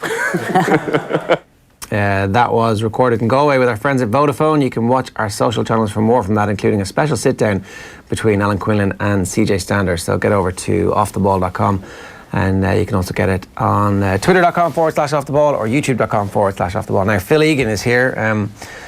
Before we get into Phil Sports News, a reminder that we here, me and Phil are teammates, of course, as I've always known. I've always been part of Team Phil. BMW and Triathlon Ireland are challenging the OTB team. Eoin, on the other hand, is like our sworn mortal enemy.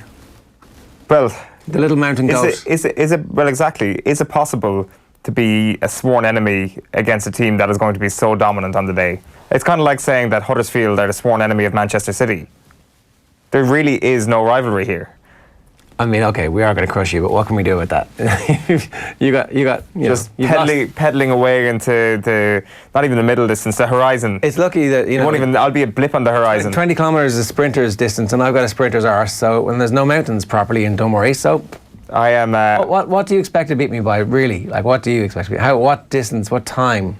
Do you expect to beat me by? I don't think they've actually come up with a number for that. It's like the kid who can count to like 23 digits on pi.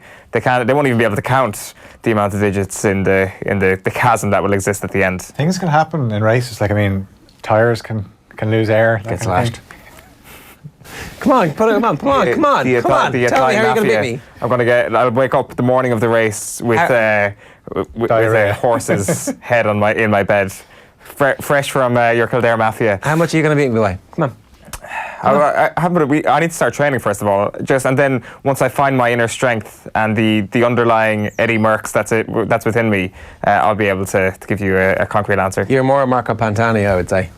Well, but were you cycling last night? No.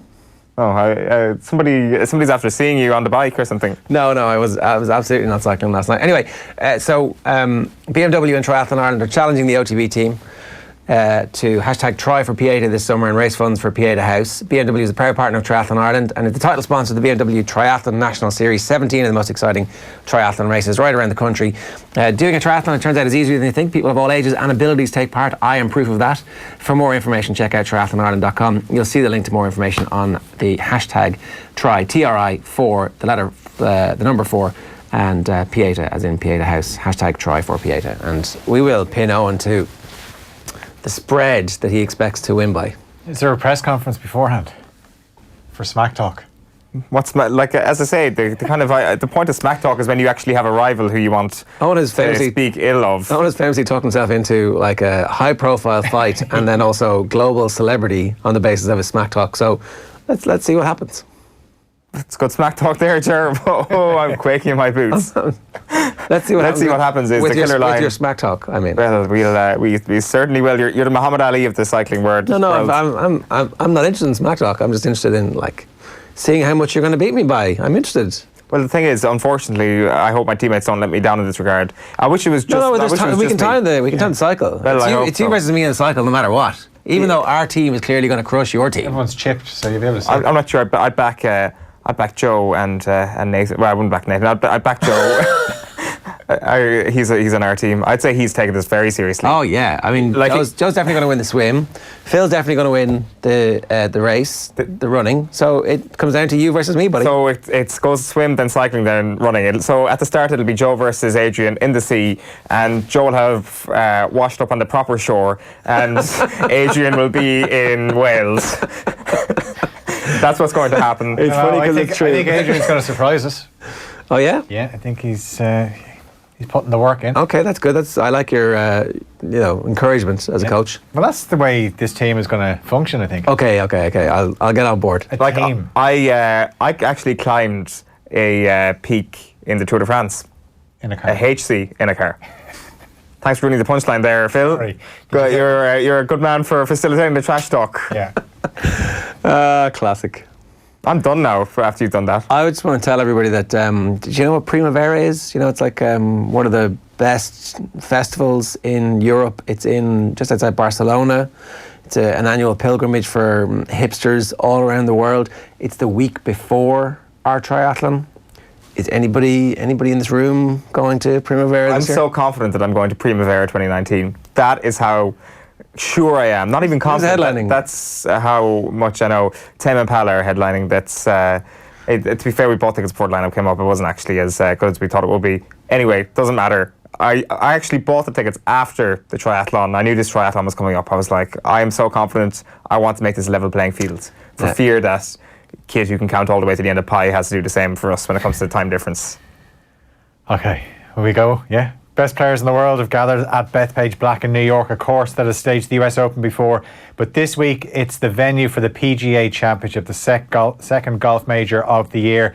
And behind the first tee sits that famous sign which reads, "The Black Course is an extremely difficult course, which we recommend only for highly skilled golfers." Tiger Woods, the Masters champion, he won on this course before the 2002 US Open. He's going to play with Francesco Molinari and defending champion Brooks Koepka.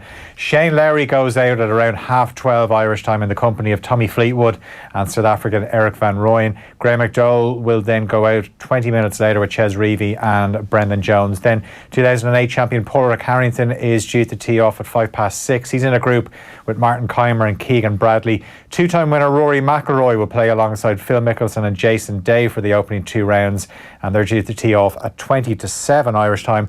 McIlroy is one of the favourites this week, not that he takes much notice of that. I don't think anything about the odds. I think I have a good chance. I've had a pretty good record at the PGA, a couple of wins and a couple other decent finishes, so we're playing at a golf course that I like, that I've had some experience on, so I know if I play the way I can, hopefully I'll have a chance. Jack Marriott was the hero for Derby against Leeds last night. Frank Lampard's side booked their place in the Championship playoff final. Leeds were 1-0 up heading into the second leg at Ellen Road. Marriott came off the bench to score twice in a 4-2 win for Derby, who advanced 4-3 in aggregate. Derby will play Aston Villa on Monday week at Wembley for a place in the Premier League. Lampard was asked if the result was a little bit sweeter after the spying row involving the two clubs earlier this season. I'm not going to lie, maybe it is because I heard a lot of people saying that we're crying about Spygate. I haven't thought about Spygate for a long time, and we played them, we prepared. We were able to prepare for this game. We prepared and we got a result. It sounds like you're talking about Spygate after a very, very big win, I think, and you went on to actually sing the song that was sung about you about Spygate, so it's okay to admit that you were thinking about Spygate. Because we all were. He says, yes, it definitely is, but no, it wasn't. I mean, my media training kicks in. It's like... Yeah, it's kind of similar to my next story where people say there's no problem, but there is. UEFA are believed to be willing to offer the FAI up to €10 million to assist the cash-strapped association through its current difficulties. So SIP2 yesterday claimed the FAI is in an extremely precarious financial situation. The FAI then responded with their own statement to say it was shocked and disappointed by those claims and described them as unfounded. Big blow for Chelsea, possibly. They've suffered ahead of the Europa League final with Arsenal later this month, the 29th of May. Ruben Loftus-Cheek left Foxborough Stadium, the Gillette Stadium, on crutches last night after their 3-0 win. That was the most stupid game of all time to play. What were they doing in Foxborough? Absolutely. Make you feel bad, right? This was a charity game. They raised $4 million for organisations who combat hate crimes. I get the point of the match. The match had to be played. I don't understand why somebody who might be involved in the game, granted you want people to show up and actually play a full strength team. Maurizio Sarri was not happy about this when he was speaking about it last week, and this was always the risk. Who were they playing? They were playing New England Revolution. Oh, come on. So Chelsea won 3-0 just for the record. Come on. Ross Barkley it is for a great cause. Like, I wonder, was there any possibility? How much of that money is actually going to... How much of it's going to, and how much, like, seriously, I'd like to know the exact pounds, shillings and pence that is raised from some of these games, because after they pay Chelsea the fee to come over, because are Chelsea donating every single penny they received, or are Chelsea showing up as paid entertainment to raise money at the gate? Because they're different things. Chelsea could have just given £1 million for hate crime and said, okay, get somebody else to go use that £1 million to get Barcelona or somebody. Like... Yeah, well, he's been back. He's been in the team the last few weeks. He's been very good, but not a good sign when you see him leaving on crutches. Ajax may have missed out in the Champions League final, but they did win their first league title since 2014 last night. They won 4-1 away to De Graafschap to secure a domestic double, 34th league title. Dusan Tadic scored twice in the game. 36 goals he scored in all competitions. Dusan Tadic. Lazio beat Atalanta 2-0 in the final of the Coppa Italia. That was also on last night. 2 goals in the final 8 minutes did it. Leinster's James Ryan was named Player of the Year at the Irish Rugby Players Awards last night. The Ireland International also picked up Young Player as well, and Connacht's Jack Carty received the Supporters Player of the Year award. Dublin hurling selector Greg Kennedy will serve a 4-week ban for his on-field interception of a TJ Reid free during last weekend's Leinster Championship game against Kilkenny. So we'll have to watch from the stands when Dublin play Wexford at Parnell Park on Sunday. And former French Open champion Maria Sharapova has withdrawn from this year's tournament because of her long-standing shoulder problem. She hasn't played since she pulled out of an event in Russia at the end of January. She had a small operation a few months ago as well. Feel good stuff, thanks very much. Yep. Talking golf with John Duggan now. Paul McGinley recalls playing at Bethpage in 2002 and says it wasn't pleasant. All about Bethpage Black this week. Hosted the US Open in 2002, which Tiger Woods won. At that stage, it was the longest course in US Open history. You played that week. How tough was it? I remember it being the toughest course I ever played, and having walked it again yesterday and a bit this morning, I still have that view. I mean, Augusta and all of these places, that nowhere near as difficult as this is. It's relentless. It's so difficult. It's a par 70, 7,500 yards long. There's been a huge amount of rain here Sunday, Monday, Tuesday. All the car parks are flooded. The golf course is not. It's remarkably dry considering, but it's going to certainly favour the guy. You've got to bomb it off the tee. You've got to hit fairways. I spoke to Kerry Haig, who does a setup yesterday. They're going to cut down the rough a little bit, but it's still a brutal golf course, and you've got to play really well. The guy who wins will have played really well tee to green. Yeah, it's Paul McGinley talking about playing Bethpage Black in 2002, and I just looked up the winner. Tiger Woods won it, John. Got $1 million flat for winning it. 3 under par. Phil Mickelson was second. He was even. Jeff Maggart was 2 over. Garcia was 3 over. Nick Faldo, Scott Hoke and Billy Mayfair were tied 5th on 5 over. Padraig Harrington amongst the group on 6 over, who were tied 8th. Ger and Eoin, good morning. I nearly watched nearly every shot of that tournament. That was at peak John Duggan young person betting. That was. Did you have a lot on? Jeff Maggart 150 to 1 in the places. I backed Mickelson. I had a big bet on Mickelson. I didn't have Woods. Woods made every single putt. He was clutching the hell out of it. It was a very, very long, tough course. Then in 2009, I tipped Lucas Glover for first round leader. Yeah, right. And he won it. Right. And I was sick. That was the biggest anticlimax of a golf tournament that's ever happened. To was that at Bethpage as well? Yes. Ah, right. So Bob Bubka from PGA Tour Radio or whatever, Talk Sport, he tipped him. Yeah. I think on News Talk, actually. He did, yeah. And I tipped him on Ian Dempsey for first round leader, and I was going nuts when he won it. Why not just tip him to win it? He must have been 200 to 1 first round leader as well, was he? Yeah, 100. Yeah, it's 100. Oh, did he not lead after the first round? No. Oh no! I thought that you were happy enough because he won. No, he led after the second round. Oh, sicker! And I didn't tip him outright. So in the annals of failure, that's pretty high up there. Ah, no, that's near miss. That is near miss. So yeah, I've got memories of Bethpage. Right. So, do you expect an under par winner or no? Yeah, I would. I think the PGA is generally set up fairer than the US Open. I think there's going to be opportunity in the 2 kind of regular tour events they've had there. The Barclays 2012 and 2016 has been under par. I think it's been about 9 or 10 under par. Okay. So I would expect maybe 5 or 6 under par. It's long, but I think technology's improved, fitness has improved. Like Dustin Johnson and Brooks Koepka are athletes. They're just going to be booming it out there. It's also soft. So if you do land on the fairway, there are birdie opportunities, but you got to get it in the fairway because the rough is thick. Okay, so you're looking for a consistent long driver who hits fairways. Yes. Boomers. Rory's right down Rory's alley. Brooks Koepka, Bubba Watson, Dustin Johnson. You're not looking for Zach Johnson. You're not looking for Matt Kuchar. You're not looking for Webb Simpson. You're not looking for Graham McDowell. You're not looking for tidy players. You're looking for boomers, but you got to get in the fairway. There's a stat called total driving on the PGA Tour website, which is a kind of a combination of accuracy and length. Like Sergio has had 3 top 10s at Bethpage in 3 appearances because he's a very good driver of the ball. Not the best putter, but a good driver of the ball. Sergio had a 74 on the final round that day. If he did put anything in the... He was getting the stick. This is New York. This is on Long Island. Everybody's drunk. Not too far from Manhattan. And they were calling him Waggle Boy. and stuff like this. They were really giving him a lot of stick. Now, I think things have changed because it was taking him like about 30 attempts to hit a shot. He kept on regripping the club. And he played in the final round with Woods, and Woods just totally, like, you could the red intimidation. Psyched him out. Yeah, and now we're back in the Tiger era again now, of course. I don't think Woods will win this week. He hasn't played since the Masters. He was brilliant course management-wise at Augusta, but turning up and trying to win at this course with the back issues, it's cold. Can he put it together for 4 rounds? He can contend, but can he win? I don't know. We spoke about Brooks Koepka briefly yesterday. Kind of went and listened to a bit of Brooks Koepka on a couple of interviews in the States last night. I'm now on the bandwagon. I think he is the most harshly treated golfer in the world. We've automatically taken Brooks Koepka and put him into the bracket with Jordan Spieth and Justin Thomas.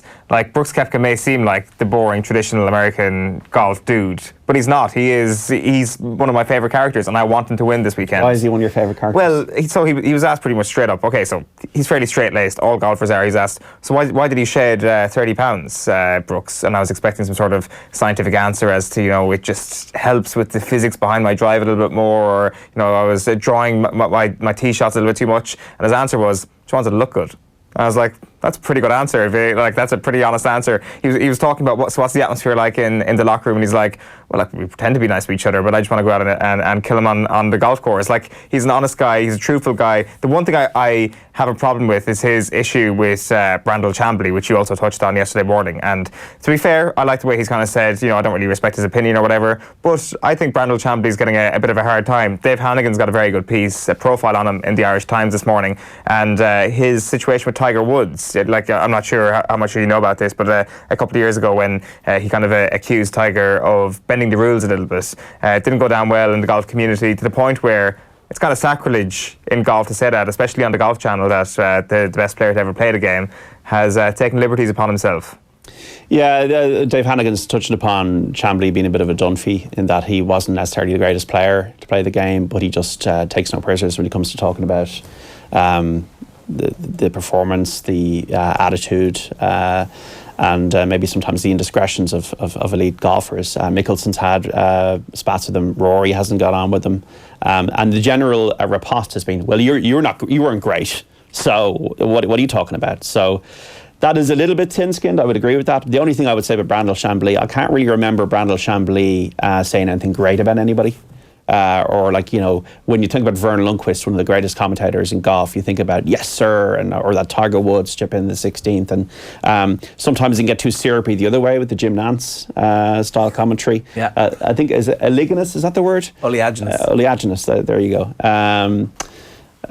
Was used to describe him, but I don't remember Brandel Chambly, going mad in a good way about it. Yeah, in fairness, Dunphy used to rave about like the Dutch, it's like jazz, Bill, and then he would do the kind of like, what instrument is that you're playing? But he liked some good stuff. He did like Silvio Berlusconi, or at least the team that he put out. The money of the guy was great. You got the best players playing together. You're like, really? Is this? Where does this lead us to? Oh, Man City, great. And also the Irish public, the football fan was always high up in his agenda, and also the great Irish players. David Leary was always one. Sorry, and Henry Shefflin and Aidan O'Brien. I forgot about that. He loved loads of things. Yeah. But we're completely digressing from the main event here. And Joyce. Yeah. What have you got for us? The initial point was that I'll be very, very happy if Brooks Koepka wins. Come on, robotic golf. You don't want that. He's not like he's a human. He's a human being. It's like the elephant man here. Gone straight over his head. Don't worry, I get the reference. It's okay. It's okay. What's it do? It's the elephant man. He already allowed that one to float there. The actual reference. It's okay.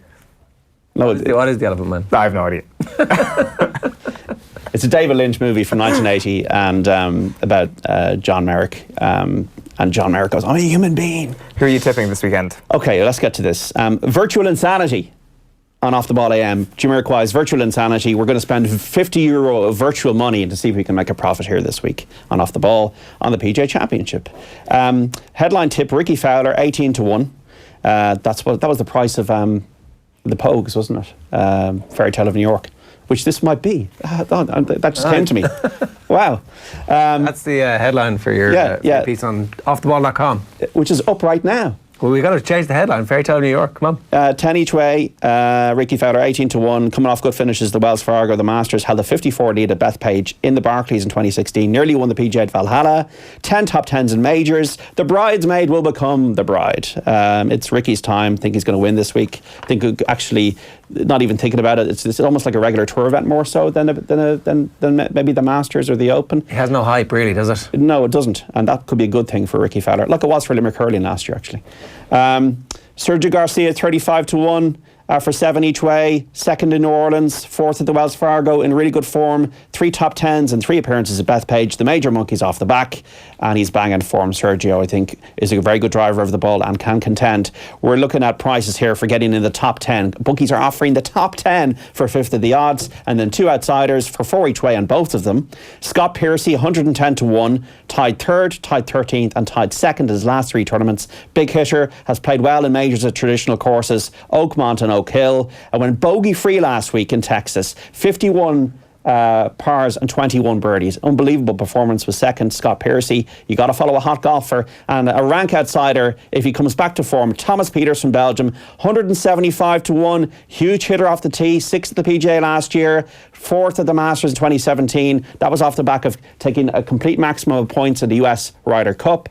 And if you find some of that natural talent, which he does have, which has kind of deserted him in recent years, he could be someone to contend because he's such a big hitter of the ball. And he was in the top 25 in Texas last week. Thomas Pieters, Scott Piercy, Sergio, but Ricky Fowler to end the duck, or break the duck even, and win the major before the age of 30 this week. Good stuff, John. Thanks very much for that. That is pretty much all we've got time for on today's shows. Hope you've enjoyed Thursday's OTB AM 9:33 this morning. We'll be back tomorrow morning at 7:45. Coming up on Thursday Nights Off the Ball on News Talk Radio, we have, of course, got John Giles. We have some breaking news on Manchester City. I'd imagine if you look at your screen right now, it will have been pasted through to you. Man City even referred to the UEFA Club Financial Control Body Adjudicatory Chamber for potential breach of financial fair play rules. That does sound dirty, doesn't it?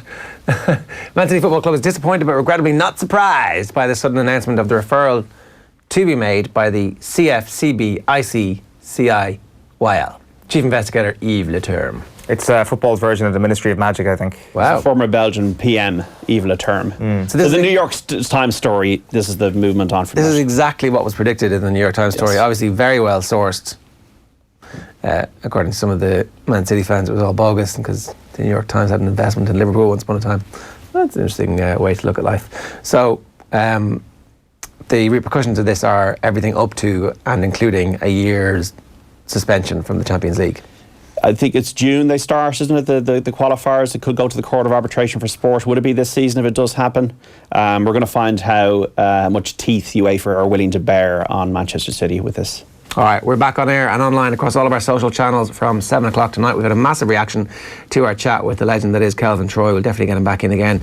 If you missed that, it's going to be on offtheball.com, our YouTube channel, and of course you can podcast the show wherever you get your podcasts. Adrian and Eoin are going to be joined by Kevin Kilban tomorrow, live from 7:45 a.m. Miracles will never cease. Good luck.